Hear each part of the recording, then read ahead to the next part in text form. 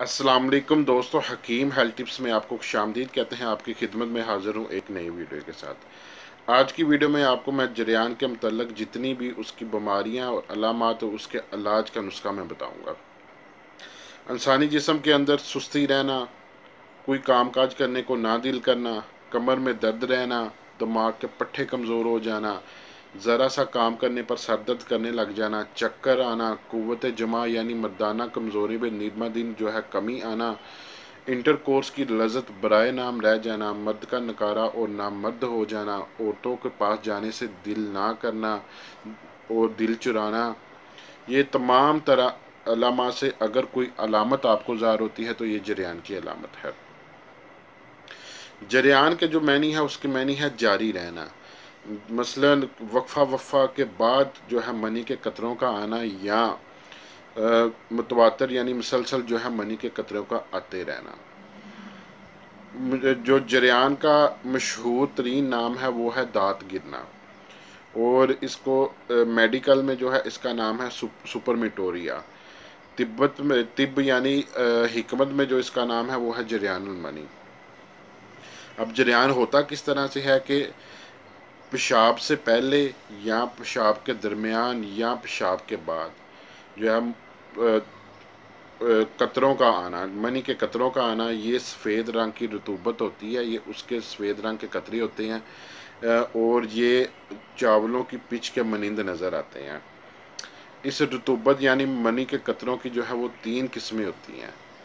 Number 1 पे money है, number 2 पे वदी है, नंबर 3 पे मज़ी है। ठीक है। अब वदी क्या होती है? जैसे कि हम कोई भी चीज़, फॉर एग्ज़ाम्पल हम अगर किसी नलके से पानी लेते हैं तो हम क्या करते हैं, पहले उस नलके को थोड़ा सा चलाकर उस के अंदर जो ऊपर नलके की नाली होती है, थोड़ा सा उसके ऊपर पानी बहाकर उस नाली को साफ़ कर लेते हैं ताकि नीचे से जो है ना वो साफ़ पानी निकल आए। और अगर हम उस नाली को साफ़ नहीं करते और इसी तरह से अपने गिलास में पानी डाल लेते हैं तो नाली के अंदर जो ये मक्खियाँ वगैरह बैठती हैं, या आपने देखा होगा ये जो डेमो वगैरह इसके अंदर बैठते हैं तो उनके जरासीम भी जो है उसके पानी के अंदर आ जाते हैं जो नुकसानदेह होते हैं। इसी तरह से अल्लाह ताला ने जो है मर्द की पेशाब की नाली के अंदर जो है वो मदी रखी हुई है। वदी वदी के कतरे जो है ना वो पहले पेशाब की नाली से निकलते हैं और वो पेशाब की नाली को जो है ना वो साफ़ करते जाते हैं, और जब ये कतरे बाहर आ जाते हैं तो ये पेशाब की नाली को अच्छी तरह से साफ़ कर देते हैं, और ये जो कतरे आते हैं इनको वदी कहा जाता है। उसके बाद आ जाता है जी मज़ी। मज़ी क्या होता है कि जब कोई भी मर्द जो है वो औरत के पास जमा करने यानी सेक्स करने या इंटरकोर्स करने के लिए उसके करीब जाता है, उसके साथ रोमांस वगैरह करता है, तो रोमांस वगैरह करने से, उसके साथ इंटरकोर्स करने से पहले जो है मर्द और औरत के जो थोड़े थोड़े कतरे निकलते हैं उनको मज़ी कहा जाता है। ये जो कतरे हैं वो कुदरती तौर पर ग्रीस का काम भी करते हैं। ये औरत औरत के नफ्स और मर्द के नफ्स दोनों को तर कर देते हैं ताकि ये इन दोनों को आपस में जो है वो मिलाप करने में कोई दुश्वारी या कोई रगड़ पेश ना आए। तो ये जो कतरे निकलते हैं जमा करते वक्त इनको मज़ी कहा जाता है। इसके बाद आ जाता है जी आपका मनी। अब मनी जो है ये इसको कह लें कि ये बहुत अहम तरीन जो है ना वो इंसानी जिस्म का हिस्सा होती है। तो जो हम गज़ा खाते हैं और वो गज़ा हज़म हो जाने के बाद गज़ा के 4 हिस्से मिलकर यानी गज़ा के जो चौथाई हिस्सा यानी 4 हिस्से जो है ना वो मिलकर जिस्म के अंदर जो है वो 72 घंटे के बाद जो है वो मनी पैदा करते हैं। इसकी मिसाल आसान से मैं आपको इस तरह से समझा सकता हूँ कि खून के जो 10 कतरे होते हैं वो मिलकर एक मनी का जो वो कतरा बनाते हैं। ये मनी जो होती है ये जिस्म की रूह होती है, ये जिस्म की जितनी ग़िज़ा आपने खाई होती है ये उसका निचोड़ होता है।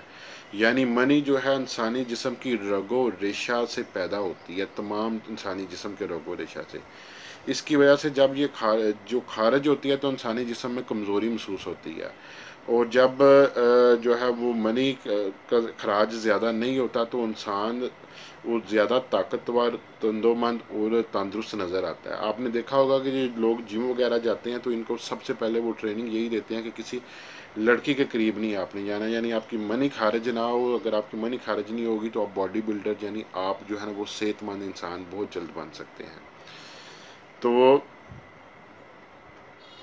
अब इन तीनों की जो मकदार है वो एक मुकर्रा मकदार अल्लाह ताला ने रखी हुई है। अगर इन तीनों की मुकर्रा मकदार निकलती रहेगी तो तब तक वो मर्द, वो लड़का, वो नौजवान जो है वो तंदुरुस्त सेहतमंद है। अगर इनकी मकदार ज़्यादा निकलना शुरू हो जाएगी तो वो फिर उसकी बीमारी का बास बनेगी, फिर वो जरियान कहलाएगा कि जो इसकी मकदार जो है वो ज़्यादा निकलने लग जाए।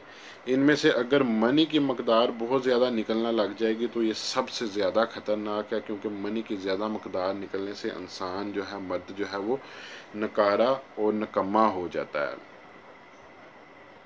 अब इसमें होता क्या है कि ये जरियान की सूरत हाल कब पैदा होती है। जरियान की सूरत हाल सबसे पहले इसकी सबसे बड़ी जो वजूहत है वो ये है कि हम ग़िज़ाओं यानी गर्म ग़िज़ाओं का ज़्यादा इस्तेमाल करते हैं, और अक्सर का जो है वो लड़कों को कब्ज़ रहती है।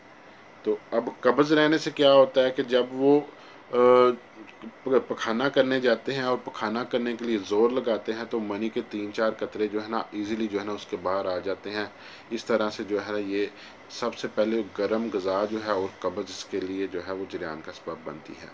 उसके बाद क्या होता है कि उसके बाद लड़कियों से गंदी बातें, सेक्सी बातें करना, गंदी फिल्में या गंदे पोस्टर या गंदी तस्वीरें देखना, रोमांटिक वीडियो देखना जिसमें किसिंग वगैरह के या रोमांस के सीन होते हैं, जहन में हर वक्त गंदे ख्यालात का रहना, जना करना, मुश्तनी यानी मुठ मारना, तवाइफ या गश्ती के साथ जो है वो गलत काम लोग करते हैं जिसको कॉलगट्स कहते हैं, लोग कॉलगट्स को बुला लेते हैं।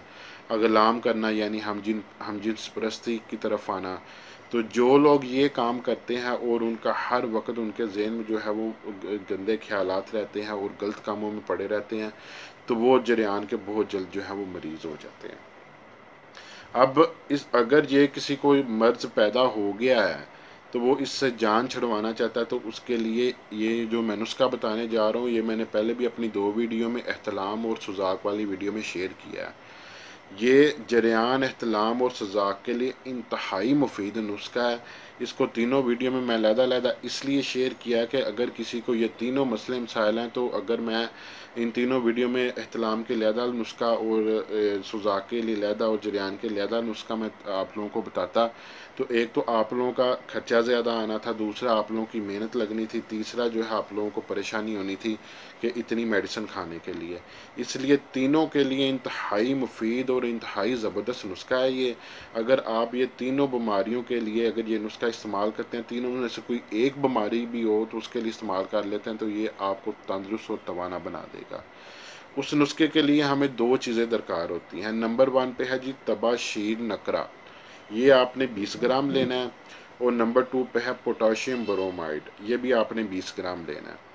इन दोनों को आपने कुंडी सोटा या चट्टू बट्टा में जो है इसको आपने पीस लेना है।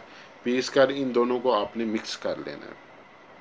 मिक्स करने के बाद अगर तो आपको आइडिया है कि 1 तोला जो है वो खुराक कितनी होती है तो वेल एंड गुड है।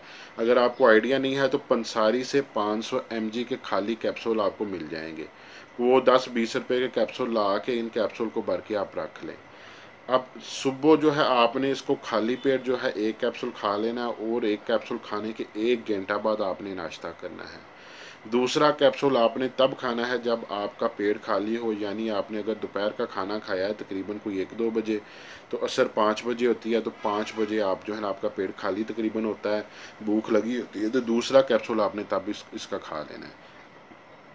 ये जो आप तकरीबन 20 दिन ये जो नुस्खा आप इस्तेमाल करेंगे, आपको जो भी किसी किस्म का आपके पेशाब के साथ कतरे आते हैं, आपको एहतलाम ज़्यादा होता है, आपकी मनी ज़्यादा खारिज होती है, आपको मदी का मसला है, वदी का मसला है, मज़ी का मसला है, जो भी किसी किस्म का जरियान का मसाइल है, सुजाक का मसाइल है, एहतलाम का मसाइल है, आपका ये मसला हल हो जाएगा।